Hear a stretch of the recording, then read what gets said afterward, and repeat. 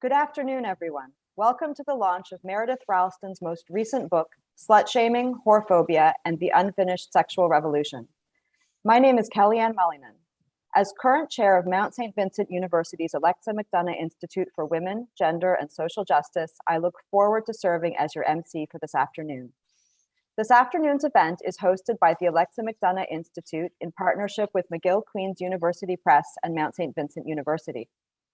We begin by acknowledging that the organizations we represent exist physically on Indigenous territory.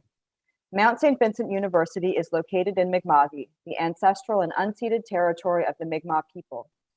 This territory is covered by the treaties of peace and friendship, which Mi'kmaq, Wolastoqiyik, and Passamaquoddy people first signed with the British Crown in 1725. The treaties did not deal with the surrender of lands and resources, but in fact recognized Mi'kmaq title and established the rules for what was to be an ongoing relationship between nations. We also acknowledge that McGill University is located on land which has long served as a site of meeting and exchange amongst Indigenous peoples, including the Haudenosaunee and Anishinaabe nations. McGill honors, recognizes, and respects these nations as the traditional stewards of the lands and waters on which the university exists. L'Université McGill est sur un emplacement qui a longtemps servi de lieu de rencontre et d'échange entre les peuples autochtones, y compris les nations Haudenosaunee et Anishinaabe. McGill honore, reconnaît et respecte les nations à titre d'indentente traditionnelle des terres et de l'eau sur lesquelles nous nous réunissions. Thank you for joining us today from wherever you currently find yourself. In a few moments, we will begin with some short video messages from special guests. After the recorded videos, Meredith Ralston will have a conversation with Leora Tannenbaum, who will be joining us from New York. Leora is stepping in for Katherine Rowland, who unfortunately was unable to join us today. Leora is the author of a number of books, including Slut, Growing Up Female with a Bad Reputation, and I Am Not a Slut, Slut-Shaming in the Age of the Internet. Welcome, Leora. We may also have time to fit in a short Q&A session with Meredith before we sign off. First, however, please allow me to say a few words about Meredith Ralston and her book, Slut-Shaming, Whorephobia, and the Unfinished Sexual Revolution. Meredith Ralston is a professor of women's studies and political studies at Mount Saint Vincent University and a documentary filmmaker whose films include Hope in Heaven, Selling Sex, and Why Women Run. Her work has been in the areas of sex tourism in the Philippines, women in politics, homeless women, and sex work in Canada.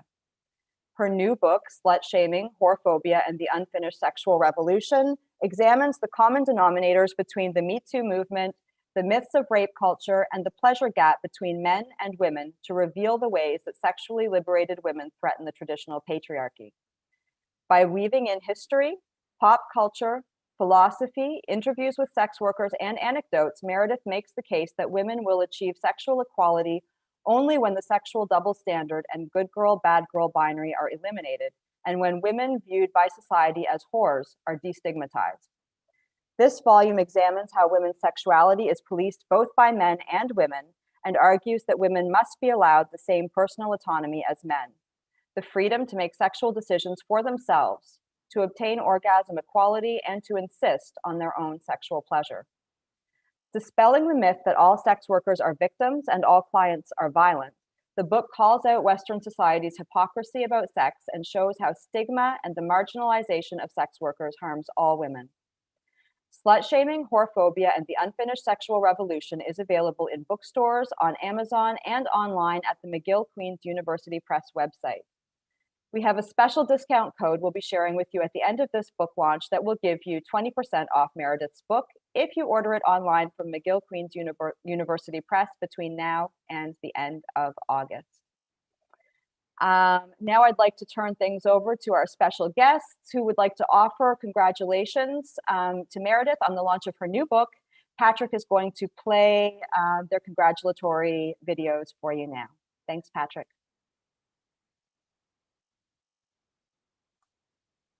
Good afternoon. I'm Ramona Lumpkin, Interim President and Vice Chancellor of Mount Saint Vincent University, where Dr. Meredith Ralston has been a vital member of our Women's Studies Department since 1993.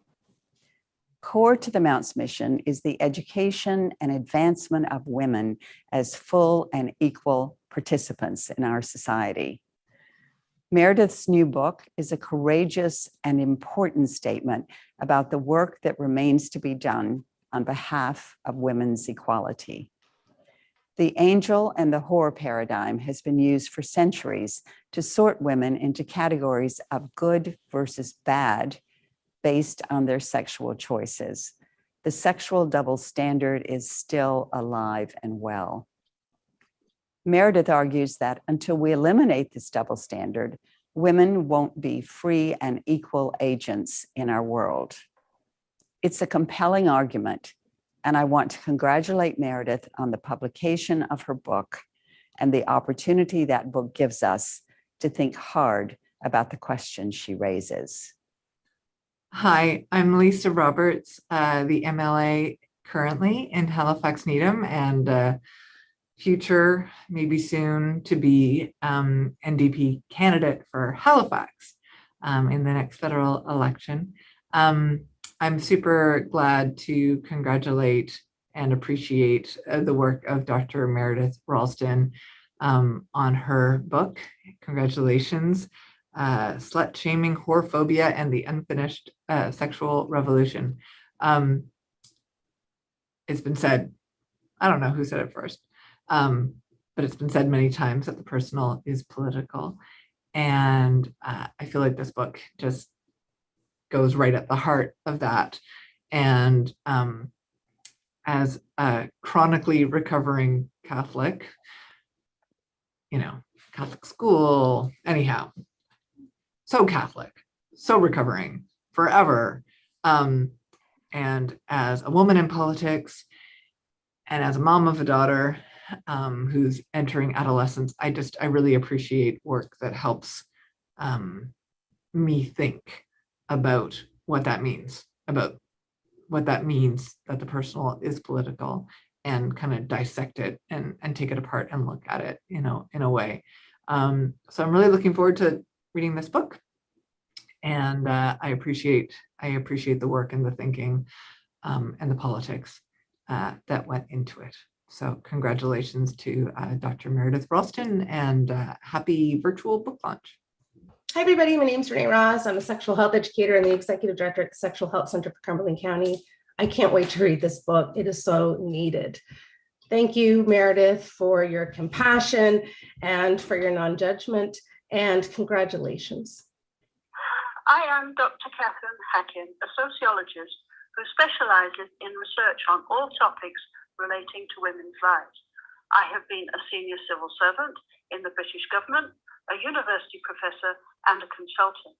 I spent years focusing my research on the pay gap, occupational segregation, and women's position in the labour market.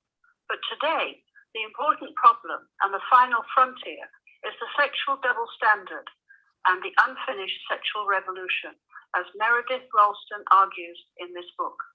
Men's sexual freedom is a stark contrast to women's constrained experience. Patriarchal ideology vilifies women who exploit their sexuality and their good looks, but ignores men who do exactly the same thing. This book offers a necessary corrective to the Western idea that the sale of sexual entertainment is inherently evil and belittles women. Ralston's perspective will one day become received wisdom. This book should be required reading for gender studies courses, journalists, and those who campaign to eradicate commercial sexual entertainment. Congratulations to Meredith for producing a film and now also a book on this topic. My name is Laurie and I'm a professor of philosophy at Florida International University. I'm very glad to see Meredith Ralston's new book, Slut-Shaming, Whorephobia, and the Unfinished Sexual Revolution.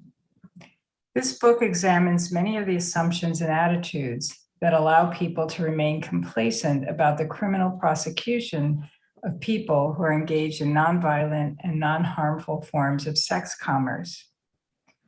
We've witnessed many countries decriminalize queer love relationships in recent decades, as well as some forms of self-medication and drug possession, because we see that incarceration does not make anyone safer and only serves to make some people more vulnerable to violence, including state-sanctioned violence. Ralston's book is a timely addition to societal conversations about how to minimize sexual exploitation without diminishing the sexual autonomy and dignity of the very people we are trying to help. What a pleasure it is to be part of the celebration today of Meredith Ralston's new book. I am Edna Keeble, Professor of Political Science at St. Mary's, a university offering its students, as our brand new motto goes, a world without limits. For me, this means provoking students to think, to reflect, and to make linkages where they otherwise wouldn't. I teach a course entitled Politics and Sex, and in fall 2021, I have adopted Slut-Shaming, Whorephobia, and Unfinished Sexual Revolution as one of my textbooks. In her book, Meredith compellingly makes the connection between slut-shaming and whorephobia in order to illustrate that the stigma around sex work is a problem for women in general, because it is reflective of sexual double standards that shame women if they embrace their sexual desires and pleasures. Sophisticated in her theoretical understanding, Meredith nevertheless makes this connection in an accessible, engaging writing style that will grab my students' attention, thus provoking their thinking and encouraging conversations in my classroom. Congratulations, Meredith. Hi, I'm Leora Tannenbaum. I've been researching and writing about slut-shaming for over 25 years, even before there was a language to discuss this phenomenon. When talking about slut-shaming, it's crucial to show that we're not just talking about insults. We're not just talking about making people feel bad about themselves. Of course, we should always avoid insults, and we should always avoid making people feel bad about themselves. But when it comes to slut-shaming, the stakes are so much higher. And that's why Meredith's book is important. Meredith demonstrates in this book that the sexual double standard is connected with sexual violence against women. I encourage everyone to go read this book. Congratulations, Meredith. I want everyone to go share your insights with everyone you know.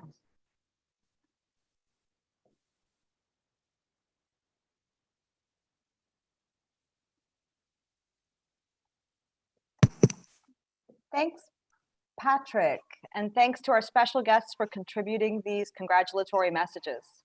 I am now very pleased to turn our attention to Meredith Ralston, author of Slut-Shaming, Whorephobia, and the Unfinished Sexual Revolution, in conversation with Leora Tannenbaum. Thank you, Kellyanne. Appreciate it. I want to say a quick thanks just to Kellyanne. She was the first person who have read the book in its entirety as a very bad draft, and I would not have the book without her. So thank you, Kellyanne. I appreciate you reading the book and also being the MC here. And I'm just thrilled to have Leora Tannenbaum here. As you saw, she did a video for the event, but then so kindly stepped up. Unfortunately, Katherine is ill, could not be here.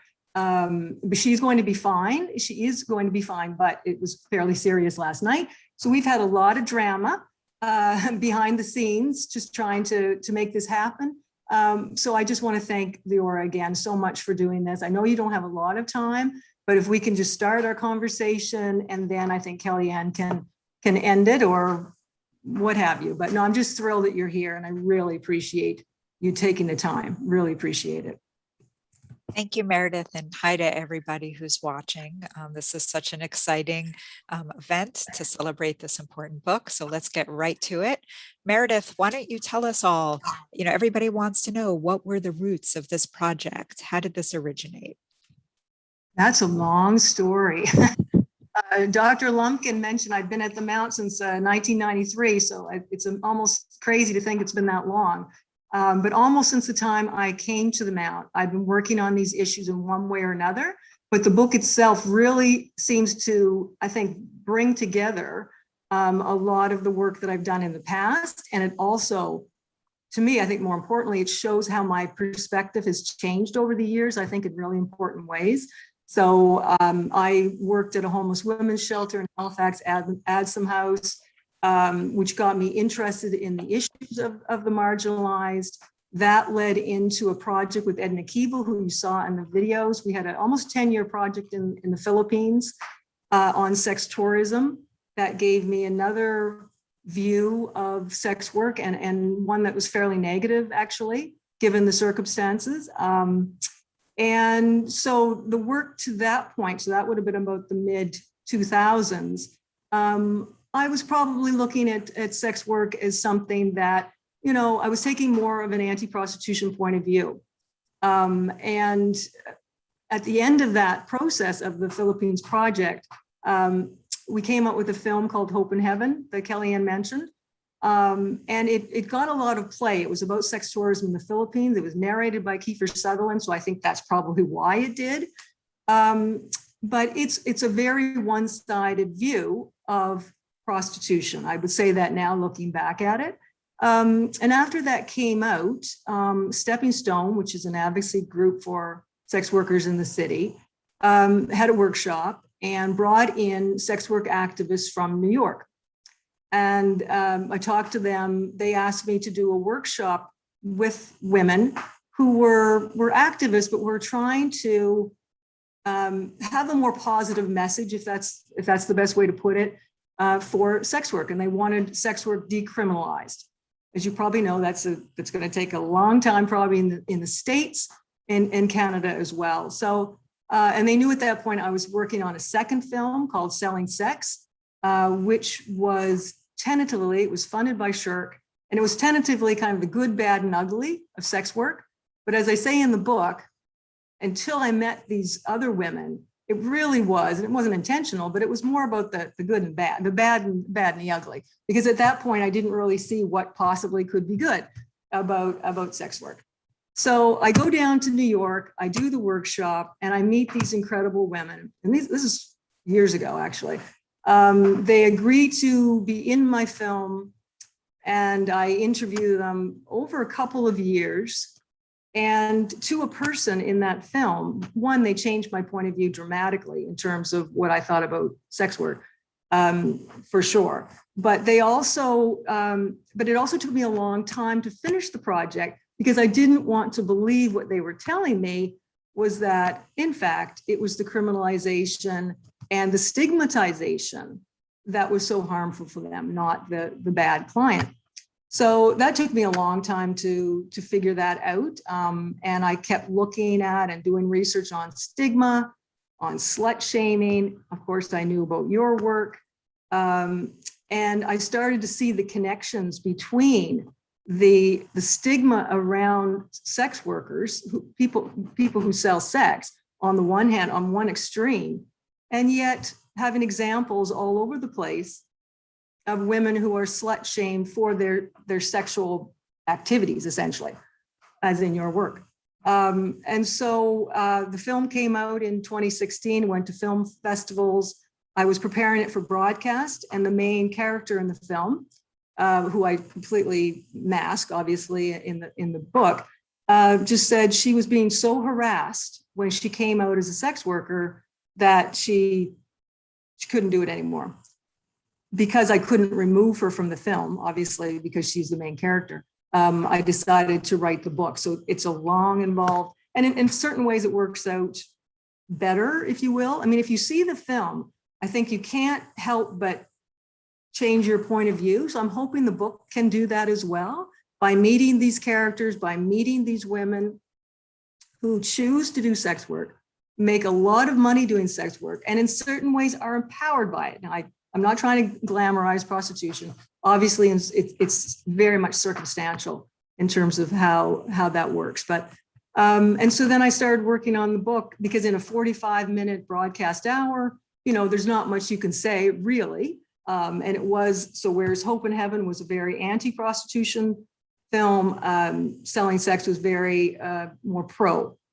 And in fact, I interviewed anti-prostitution activists, former sex workers, but it just didn't fit into the film anymore, because they came across so badly compared to the women who were actually sex working women, and we're dealing with the issues of stigma. As one of them said, nobody can, it's kind of a left-wing and right-wing problem. No one can believe that these women could actually do this without harm to themselves. So that led me down the path of sexuality, the pleasure gap, Katherine Rowland's work about, why is there this orgasm gap between men and women? Why is there still such a problem about women's pleasure? And then, might it be because of, your work on slut shaming, that on the one hand, we're a very sexual culture, we're very sexualized, and yet we're not supposed to be sexual, that there's punishment around that. So anyway, I could go on and on, but that's broad strokes. That's that's how it originated. So Meredith, that's fascinating. As you know, I've been researching and tracking and writing about slut shaming for about 25 years. And in the 1990s, there was no language to talk about this subject. So we've come a long way in terms of having the diagnosis and the language, but unfortunately, the problem remains. And in many ways, is actually much worse today with the rise of the internet, digital culture, and social media. I, unfortunately, with great regret, I need to say goodbye. I'm so honored that I was able to participate even briefly in this interview. So I will pass the baton to whomever is going to complete the interview. But thank you and congratulations. Okay, thank you, Leora. Sorry, I went on a bit too long there, obviously. Oh, no, not at all. Everything you say is so fascinating and so important. Thank you, everybody. Thank you. Thanks very much. So I'm not sure if Kellyanne's going to come back on, or I can just, there were a couple of issues that we were going to talk about. One of them were some of the anecdotes in the book, which I'm happy to talk about, or just some of the current events, things that are still going on. So That sounds great, Meredith. Why don't you tell us about some of the anecdotes? The one that I think of, so when I was writing the book and thinking about the slut shaming and the good girl, bad girl, because I do think that the sexual double standard, which is the different standard between what's acceptable for men and what's acceptable for women, is important. And then this good girl, bad girl. Those are kind of the pillars of what I'm calling the unfinished sexual revolution. So as I was thinking about my own experiences, not for like TMI or anything, but about how I learned about words like slut and whore. And in Laura's work, she shows how damaging those words are to girls. And yet in the girls she interviewed, and Peggy Ornstein, well, literally every girl that she talked to had been called a slut at some point. That wasn't really my experience growing up, late 70s, early 80s. So that I think has really changed. But one of the anecdotes is learning about those words on the same day at a movie called Saturday Night Fever. And of course, everyone probably knows it's a fun dance disco movie with John Travolta.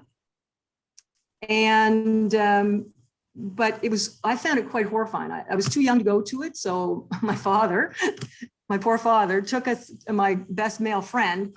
So even more horrifying. So I'm going with two men to this movie. And I don't know if you remember, but in the middle of the movie, there's basically a date rape scene, a very explicit date rape scene. And a student of mine last year, I think, actually, she didn't know I was using it as an anecdote. But she said her mom had said, why don't you watch this film? Great film. And without remembering this scene in the middle of it. Anyway, so it's just, to me, it was explicit, what happened before and then what happened after. So the main character, John Travolta, Tony, has this friend who wants to be more than a friend. And somehow it comes up that he says to her explicitly, I checked the script, went and found the script. You have to choose. Are you a nice girl or are you, and he actually uses the C word, never heard the C word before. So are you a nice girl or are you and she says, well, why do I have to choose? You don't have to choose. Why do I have to choose? And he just sort of shakes his head and says, no, that's just the way it is. Girls have to choose. Are they going to be a nice girl or are they going to be a slut? So that we, the boys and men, will know how to treat them. It's right there in black and white. So and to me, that's 40 years ago. And obviously that scene, the film doesn't age very well in a number of ways in terms of the racial politics, the gender politics, but basically says, cut and dried, girls have to choose. That's just the way it is. We will know how to treat you with or without respect. So, I mean, that's always just fascinated me. And then, of course, in this awful scene where I guess she's trying to make him jealous, who knows? One of the friends has sex with her in the back seat. Another friend just thinks he can do too. So even at that time, at 14, I wouldn't have had the language for it, but I knew there was a blurred line of consent there where the next guy just thinks he can come in and do the same thing. She's crying, it's terrible. And then Travolta, Tony just says to her, in a kind of a sad way, but it makes the point dramatically. Okay, well, now we know what you are. Now you're just a C word, and we know how to treat you. Oh my goodness. Caution, so it's just a cautionary tale, not just for poor Annette, but for every other person, every other woman and girl watching that. Diane. Meredith, can I ask, how do you kind of explain this phenomenon in society? What are the roots of the sexual double standard, as far as you're concerned? It's got long historical roots. As some of the research I looked at, anthropologically, historically, culturally, maybe biology, evolution, there's a lot of things that go into it. It's been around for thousands of years in different cultures and in different ways. But most people believe that it came about obviously as a way to control women's behavior. And that you see at the same time as you're getting inheritance laws in ancient Greece and Egypt 4,000 years ago, when you're getting those kinds of inheritance laws, you are getting at the same time monogamy, anti-adultery laws for women. I don't think it's a coincidence. Most theorists think that if you have inheritance, if you've got some kind of surplus, you want to know it's going to your children. And until about 25 years ago, until we had DNA testing, men were never sure who their children were, who their biological children were. Women always know the baby comes from our body, but men have never had that knowledge. And so if you look through some of the big philosophers, if you look historically, that seems to have been a huge concern for a lot of men, because the only way you can ensure that the child is your own is to ensure that you're controlling her reproduction, which means controlling her sexuality. So it does mean that all the ways in which women's sexuality has been controlled, either overtly through different methods or keeping people in the house, or even the veiling, unveiling, are ways in which to control the sexuality. And then that transfers to social customs, like the female virginity being so important to family honor. It relates to slut shaming, and even things like unwed mothers, how devastating that was to families until not that long ago, actually. Mm-hmm. Cultural issues, historical issues that are then taken up by the churches. And not just churches, most religions have some kind of restrictions on sexuality and a lot of judging and shaming. I mean, Lisa's comment about, recovering Catholic, that interesting, just to say that if we think that sex is shameful or only within certain contexts, then that's what happens. So I look at that in terms of where it comes from, but also this idea that sex is only good, like there's good sex and there's bad sex. And Edna's work does this amazing in terms of talking about that very thing, that historically, not until not recently, it had to be monogamous, it had to be married for procreation. It certainly had to be between men and women. So that has long historical roots. And we've made tremendous changes in the last 50 years, but we still have so much more to do with that revolution. Yeah. And so why do you suppose it is that we have such a hard time even today? You know, you notice we're starting to see some of these changes occurring in legislation in terms of social opinion, but we still have a hard time accepting the idea that some women might legitimately choose sex work as a profession. Yeah. Why do you think that is? What needs to happen? Well, I think it's directly related to our view about women and sex. Whether we're looking at the way we do sex education, which is something I'd like to come back to. If sex for women, if sex for men is natural and pleasurable and uncomplicated, sex for women is a bit more suspect, that there's more rules around it. There is a more, it can be more problematic, obviously, just the biology of it. The more consequences for women, both socially, biologically, and in terms of the slut shaming. So there's so many things going on there just with women and sex generally.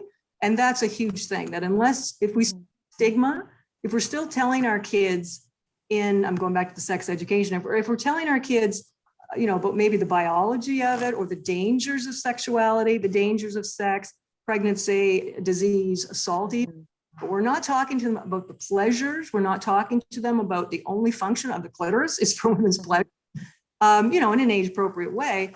What we're doing is developing and enforcing, in a sense, a male-focused sexual experience. So I think I'm so deeply through the culture that people can't even imagine why a woman could, and I'm using words that are problematic because this is the language that's used, but to me, it goes to how we think about women and sex, that women who sell sex are dirtying themselves, debasing, degrading. It's very degrading language that is used. And I'm not saying that in certain cases that might actually be the case, but if you think that sexuality not in all circumstances, but in these circumstances are degrading or debasing, then you're actually saying that women are degraded by sex.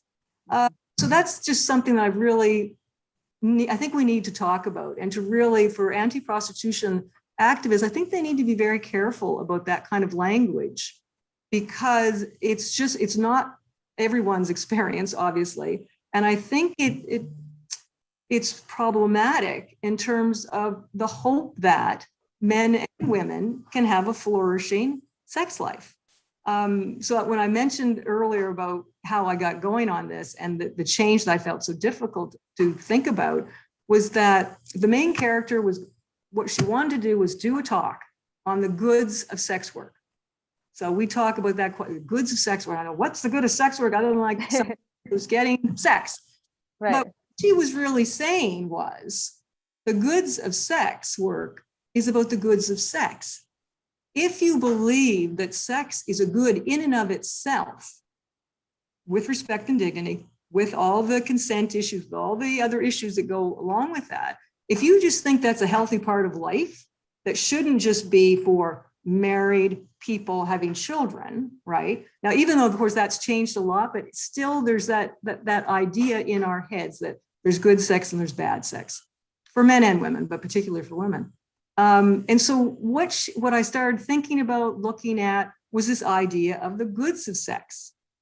And boys, men, they can have bad experiences, clearly. They can be assaulted. There's no one saying that's not the case. But if you think about boys' first experiences, and not that I could think about, I have no idea, but I've heard,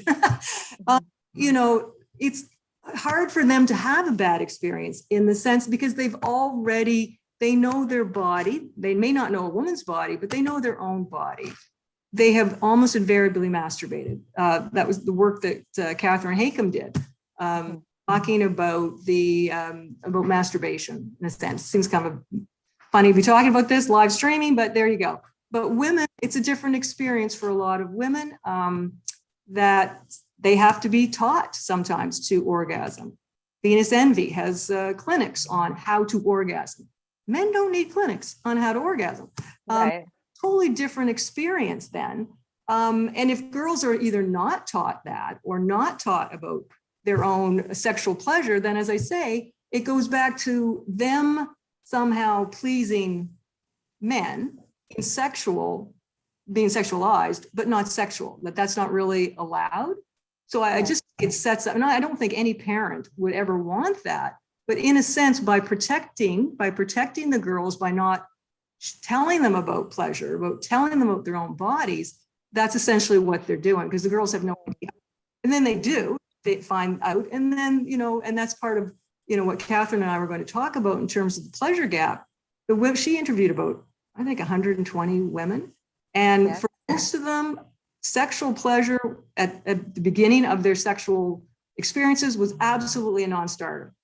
It meant they really had no clue. It didn't mean anything to them until they'd had a good experience with some other person who did care about, their sexual health and their sexual pleasure. So I just think there's so much there about, I could keep going. I mean, you've hit on so many topics that I would love to follow up on.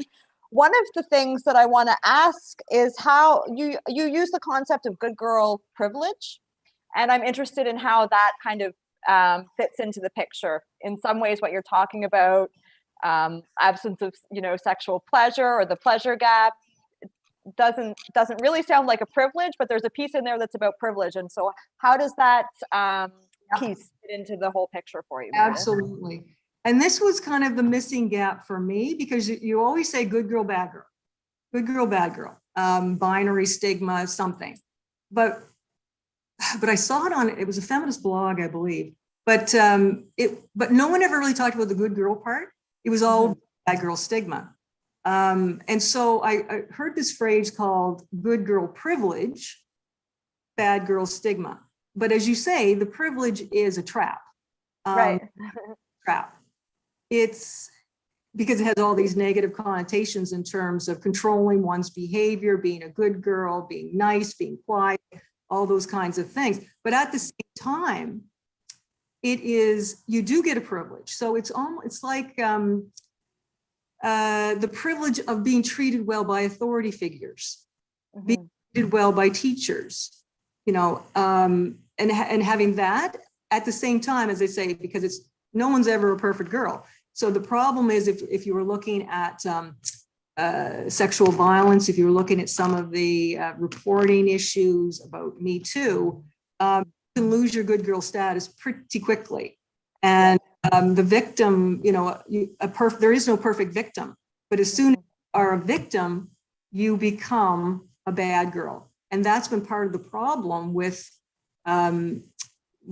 prosecuting sexual violence, because of that history that, rape is of a pure woman who belonged to some man. I mean, that's the history of it.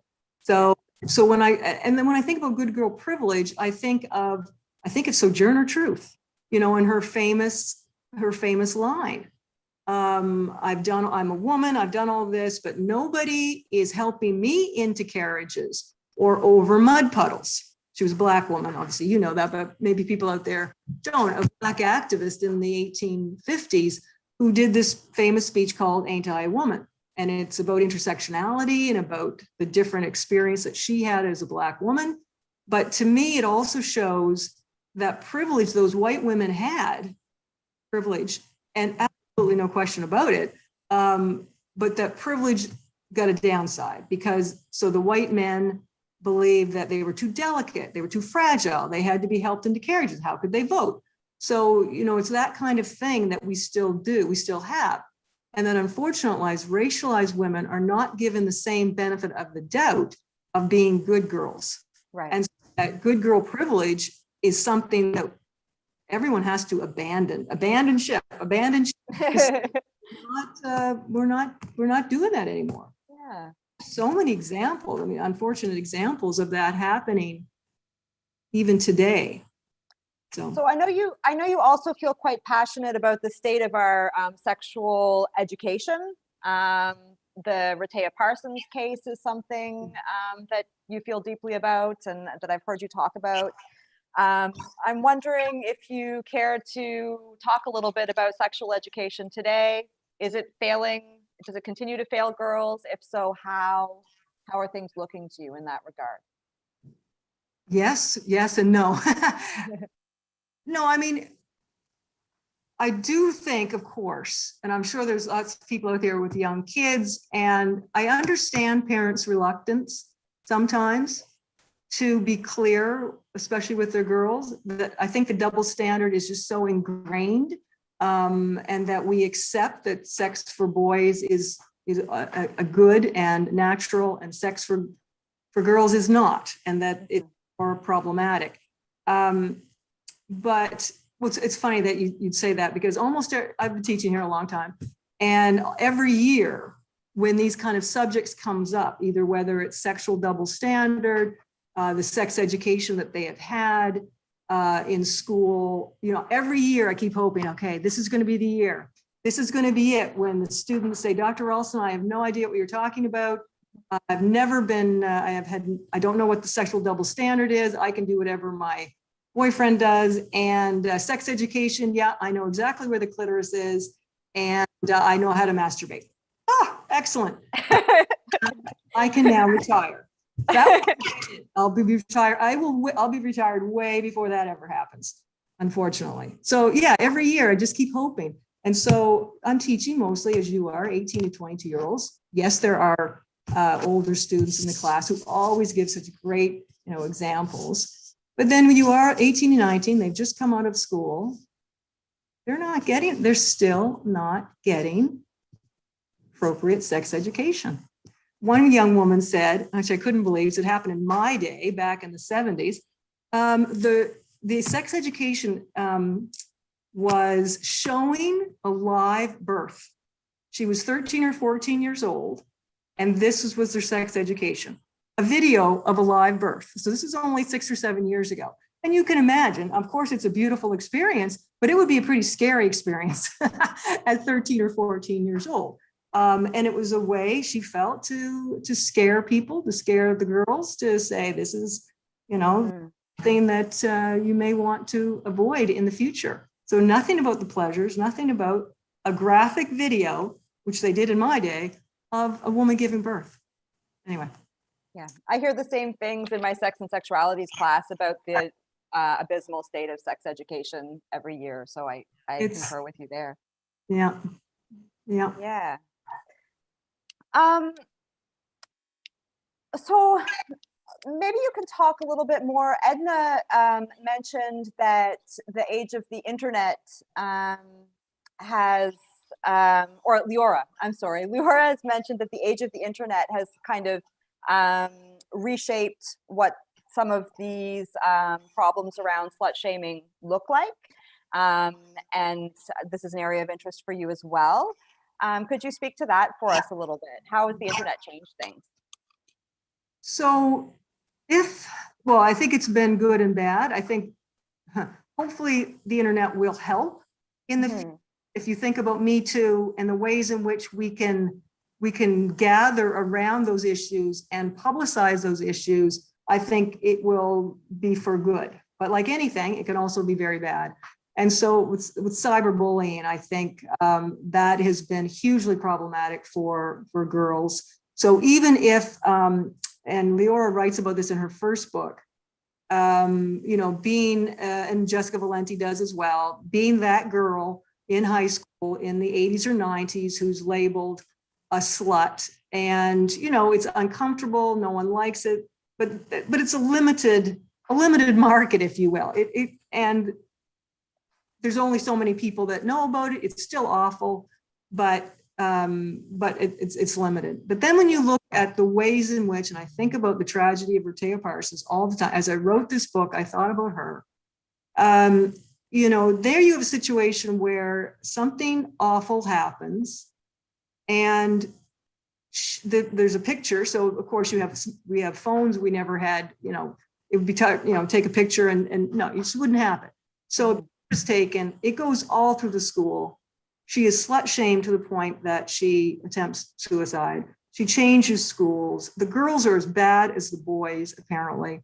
No, they are culpable for the alleged assault, for taking the picture, for all of that, no question about it. But in her father, Mr. Canning's new book, he says that she was more upset really by the girls slut shaming her, people that she thought were friends. And so again, I think, like, why is that? Why, even if it had been a completely consensual relationship event and she'd had sex, had a little group sex thing going on, why? Who cares? Why are the negative consequences so always on the girls? Mm-hmm. Boys, they face consequences clearly for the cyberbullying, and I'm sure their lives have been not ruined, but hurt a lot because of the incident. But why? I keep asking that the whole through the book. Why? Why this? Why are we still doing this?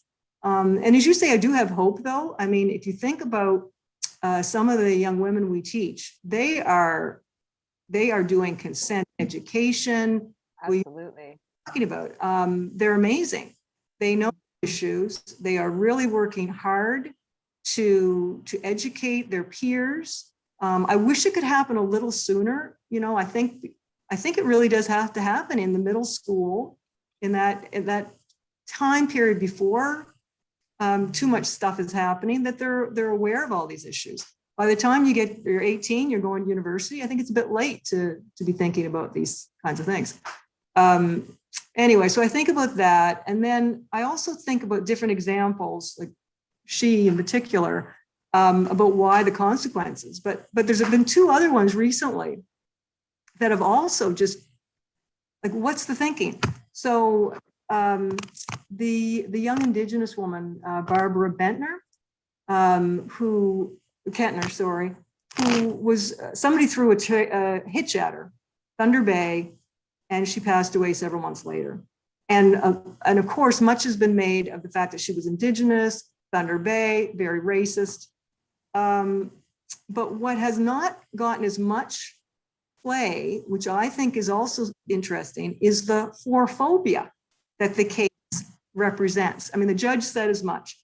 I think it was a she. Could not say it was racism beyond a reasonable doubt, but beyond a reasonable doubt, he had hatred towards women and sex workers. Because apparently what happened was and this is unfortunately what happens with many sex workers, he decided that he wanted to go, and his words, go yell at hookers. So he was drinking, went driving around looking for hookers, finds two women who just happen to be randomly walking down the street, and they yell and he throws something and eventually kills the woman. And so I always say to myself, so I heard that, I go, what the heck? Where did he get the idea that would be a great evening's entertainment, to go yell at hookers, even if that's only all he was going to do? And then, of course, you hear stories all the time about when there used to be more strolls, that people would throw things at sex workers. They'd yell at them. It happens to, and then the Indigenous community in Thunder Bay says it happens to them all the time. It's all related. Like, why do we see these sex workers as disposable? That is a dehumanization. Obviously, to think that I'm going to go throw things out a window at somebody who's simply walking down the street because you think she's a hooker. So that one got me going, and that's I think a good example of whorephobia. That, yes. So that's one. And then Joyce Echaquan, another Indigenous woman, and this has more to do with slut shaming. So an Indigenous woman in the hospital. She eventually dies. Before she dies, she records the nurse and an orderly, just saying terrible, racist, sexist things. But the one that as well it got me was, oh, she's nothing, she's only good for sex. And so again, then I think, where does it come from? If you're associated with sex for whatever reason, you're disposable. You're not worth as much. To be associated with sex is to be dehumanized and disposable. So, so it's not just for sex workers, it's for any woman that is perceived by whomever to be only good for sex. It's sad. I just find that so sad. So anyway, those are so many different examples of that. Yeah. And, there's interesting an important thinking that we can do around that in terms of how in Canada's history, there's been this conflation between Indigenous women and sex workers. They've been kind of, conflated and discriminated against kind of together in many ways. And we can also think about how, I don't know if you agree, Meredith, I'm sure you do, the ways that colonialism has really been kind of responsible for imposing these sexual double standards in a lot of ways. So Absolutely. those current events that you shared kind of tie in with that. Absolutely. I mean, it was right there in the Indian Act in terms of making a distinction between what were called at the time Indian women, and them not being allowed to be prostitutes because it was assumed that they were different from white women. So definitely, in all those examples, it's an awful mess of stays with us. Sexism, and that goes back to that good girl, bad girl dilemma that that racialized women are not given the same benefit of the doubt of being the good girls. That's almost like a default. And I give lots of examples in the book of Black girls in the States who the teachers themselves, because they know the girls are going to be facing such racism, are taught to be good girls in the hope that that can somehow mitigate the racism that they feel that they're going to face. And yet what they're doing is then kind of reinscribing that good girl, bad girl, you know, behave like the white girls kind of thing. And which is, and it doesn't help the white girls either, obviously. I think about the US gymnastics scandal. You know, you couldn't get more of the good girls doing what they're told, whatever. And yet, how many girls and women did he abuse? Which just goes to back to the whole sexual assault thing anyway. Why don't we believe women? Why don't we believe women? Why does it take hundreds of them to come forward to say, maybe Weinstein's not such a great guy? You know, we could go off on that one too, but yeah. So our time's just about up, Meredith.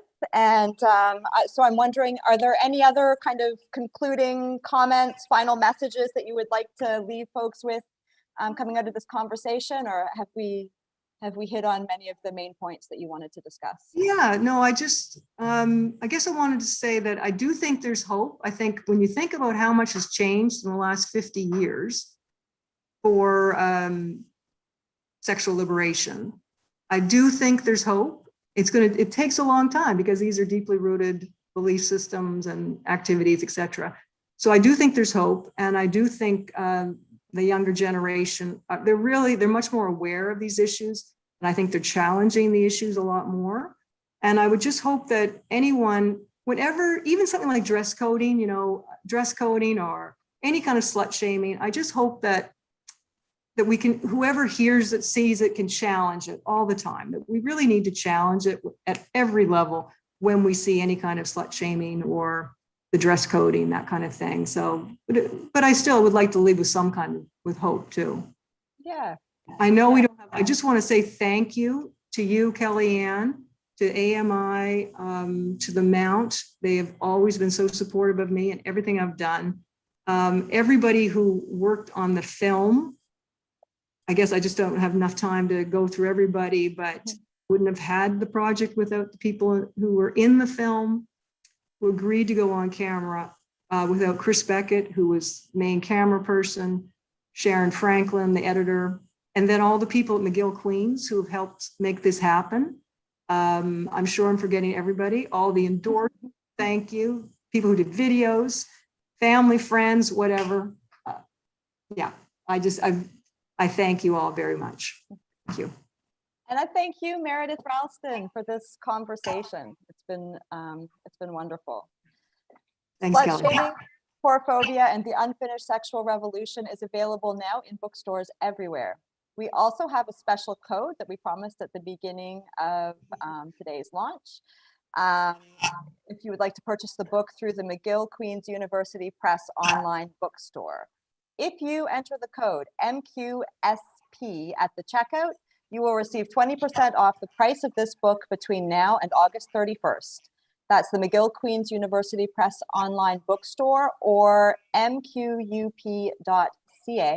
Search Ralston or search the book title and enter the code MQSP, and you will get 20% off the price of this book between now and August 31st.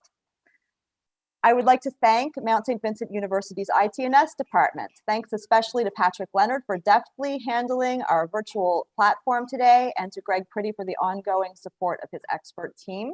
I would like to thank our interpreters, Diane and Rhonda, for their amazing work tonight, and more generally for the important service that they perform.